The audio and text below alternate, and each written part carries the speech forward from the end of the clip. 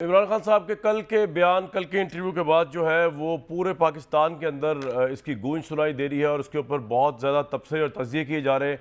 ज़्यादातर ऑब्वियसली जो पाकिस्तान तहरीक इंसाफ जिन लोगों का ताल्लुक नहीं है वो इसको बड़ी तनकीदी निगाह से देख रहे हैं। कोई कह रहा है कि इमरान खान साहब के 62-63 पे शायद पूरे नहीं उतरते, उनका मेडिकल करके मुआयना कराना चाहिए। कोई पॉलिटिशियन ये कह रहा है कि जी ये बगावत के ज़िम्मे में आता है, इस बगावत का मुकदमा बनना चाहिए। और उस वक्त पता चल रहा है कि वजारत दाखिला के अंदर इसके बारे में बहुत अहम इजलास भी जो है आज वो हुआ है और इस पर भी बात कर लेंगे, देख लेंगे कि क्या उस पर बात हुई। लेकिन इमरान साहब ने, मैं आपको अपना ज़ाती भी इस पर पेश कर देता हूँ जो मैं सोचता हूँ इस बारे में,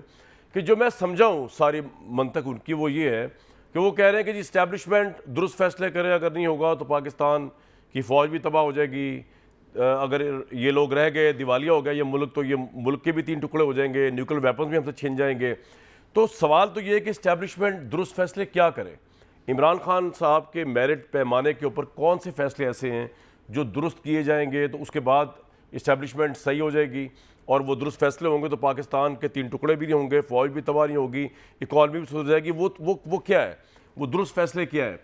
तो इसके जो बादी नज़र में जहन में आता है वो ये है कि जी इलेक्शन करवा दिए जाए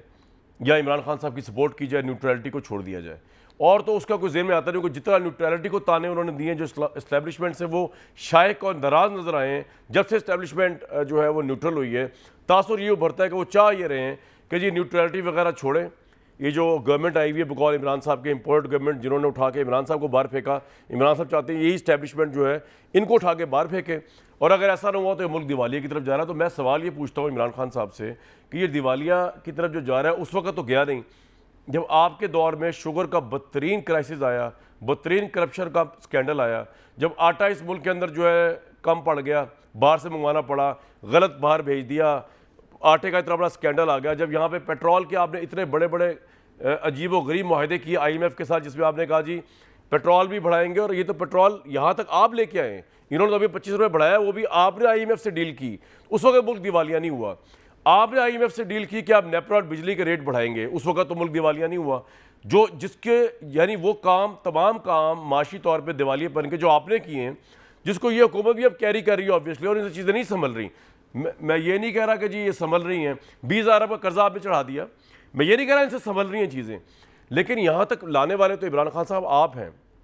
उस वक्त मुल्क दिवालिया नहीं हुआ, उस वक्त फ़ौज नहीं टूट सकती थी, उस वक्त फ़ौज की तबाही भी नहीं आनी थी, उस वक्त मुल्क के भी 3 टुकड़े नहीं होने थे, क्योंकि उस वक्त फ़ौज भी आपके साथ थी, इक़्तिदार भी आपके पास था, मुल्क दिवालिया भी नहीं हो रहा था। चाहे बदतरीन गवर्नेंस चल रही थी पंजाब के अंदर, करप्शन के सोते मुबैना तौर पर फूट रहे थे यहाँ पंजाब के अंदर, चाहे जो है वो इस वक्त जो महंगाई है उसके मुकाबले महंगाई उतरी हुई 14-15% और एसेंशियल फूड आइटम्स पे 21-22% पे गई हुई थी, तब मुल्क दिवालिया नहीं हो रहा था। IMF की डील करके, इतनी गलत टाइमिंग पे डिले करके, कड़ी शराइत के ऊपर ये मुल्क दिवालिया उस वक्त नहीं हो रहा था। लेकिन ये कैरी जो कर रहे हैं नून लीग वाले, क्योंकि ये आपको तार के आए हैं, तो ये दिवालिया हो जाएगा मुल्क। और अगर क्योंकि दिवालिया हो जाएगा तो फ़ौज भी टूट जाएगी, फ़ौज भी तबाह हो जाएगी बकौल इमरान खान के, इस मुल्क के एटमी सासे भी चले जाएंगे बकौल इमरान खान के। और अगर इस्टेब्लिशमेंट ने दुरुस्त फैसले ना किए बाहिसाब इमरान खान साहब, तो ये मुल्क जो है ये 3 टुकड़ों में तकसीम हो जाएगा। तो कहना आप मेरे ख्याल से ये चाह रहे हैं बहुत से लोगों के नज़दीक कि भाई इक़्तिदार या तो आपको दे दिया जाए, या आपके हिसाब से इलेक्शन की डेट दे दी जाए, या जो है वो इस्टेब्लिशमेंट आपके मुताबिक न्यूट्रलिटी छोड़ दे, वरना पाकिस्तान का वजूद ही खतरे में। आज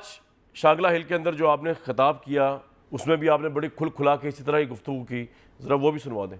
अगर इस वक्त ये मुल्क ना संभाला गया और इसका दिवालिया निकल गया तो मैं आज पाकिस्तान की एस्टेब्लिशमेंट को पैगाम देना चाहता कि सोवियत यूनियन दुनिया की 2 सबसे बड़ी ताकतें थी, अमेरिका और सोवियत यूनियन, लेकिन जब उनकी माइशत नीचे गई तो वो सोवियत यूनियन टूट गया। फौज, उनकी तकड़ी फौज उनको इकट्ठा नहीं रख सकी। तो जिस तरफ हमारा मुल्क जा रहा है, बेशक एस्टेब्लिशमेंट आप कहते हैं हम न्यूट्रल है, बिस्मिल्लाह न्यूट्रल हो, लेकिन लोग जानते हैं कि पावर आपके पास है, चोरों का टोला मुल्क को नीचे लेके जा रहा है, लोग आपकी तरफ देख रहे हैं और तारीख इस रोल को भी माफ नहीं करेगी कि मुल्क नीचे चला जाए और आप कहें हम न्यूट्रल हैं। 3.5 साल जिस स्टैब्लिशमेंट ने आपका साथ दिया मुल्क की खातिर, आपको हर मुश्किल वक्त में निकाला, आज आप उसका बदला इस तरह दे रहे हैं कि आप इस्टेब्लिशमेंट जब से न्यूट्रल हुई है, आप कह रहे हैं तारीख आपको माफ़ नहीं करेगी। तारीख तो पता नहीं माफ़ करेगी, लेकिन इमरान खान साहब ने क्लियर बता दिया है